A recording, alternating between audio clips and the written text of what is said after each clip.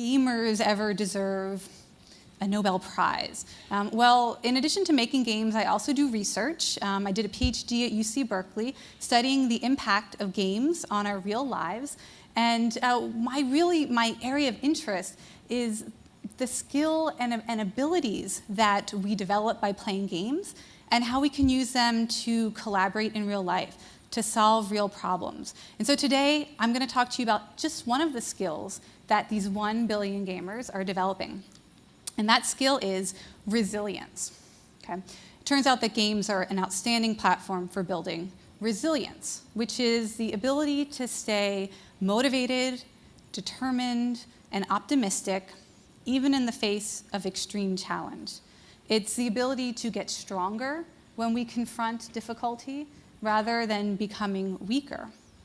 Now, scientists have been studying resilience for decades, or mental resilience, physical resilience, and it turns out that there are 3 things that we need in order to build our resilience. The first is positive emotion. They've figured out that there's a ratio of positive emotions to negative emotions that we need to hit in order to become more resilient. It's 3 to 1. Okay, so we need emotions like curiosity and surprise and awe and wonder, 3 for every 1 negative emotion in order to be resilient.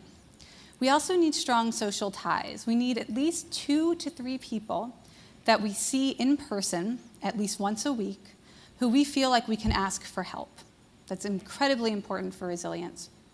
And the third thing is that we have to put ourselves through a process that the researchers call stress-related growth. So this means that we wholeheartedly engage with something that is extremely difficult for us, and we stay engaged and we don't give up. And if we do stay engaged, then that's how we become resilient.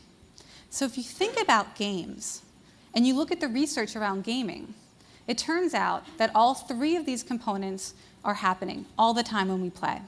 So the industry studies video gamers and how they feel when they play. There's research all over the internet, you can look it up, but every game produces a signature positive emotion, whether it's delight or surprise or pride or curiosity. So we get that when we play. You can just look at the faces of gamers and you see that happening. Research also shows that games build really strong social ties. Just one of my favorite studies came out earlier this year from Brigham Young University's School of Family Life.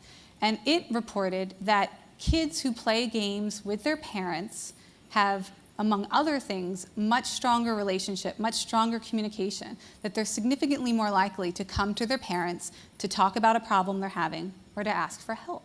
So we see exactly the kind of social relationships coming from playing games together that can build resilience. And then, of course, stress-related growth. I mean, that's the very definition of a game, right? As we play games and we get good at them, the games get harder. They're constantly keeping us on the edge of our abilities. We fail all the time. In fact, gamers, when they're playing their favorite games, fail 80% of the time, 80. So compared to real life, that's quite a lot of stamina in the face of failure. And they do have that opportunity to be resilient in the face of failure.